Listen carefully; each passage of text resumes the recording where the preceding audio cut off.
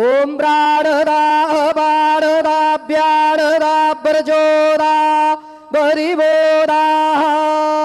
अन्यास्ते असमत्तबन्धो हेतया पावको असमभ्यगो शिवो भव चतुरस्त्रमण्डलं कृत्वा तदुपरि वेद्यपात्रं निधाय गायत्री मंत्रेण पात्रान् प्रोक्षयेत धेनुमुद्रां प्रदर्शयेत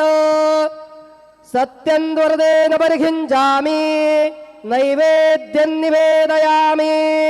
ओम प्राणाय स्वाहा ओम अपानाय स्वाहा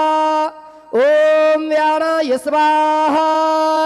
ओम उदानाय स्वाहा ओम समानाय स्वाहा ओम ब्रह्मणे नमः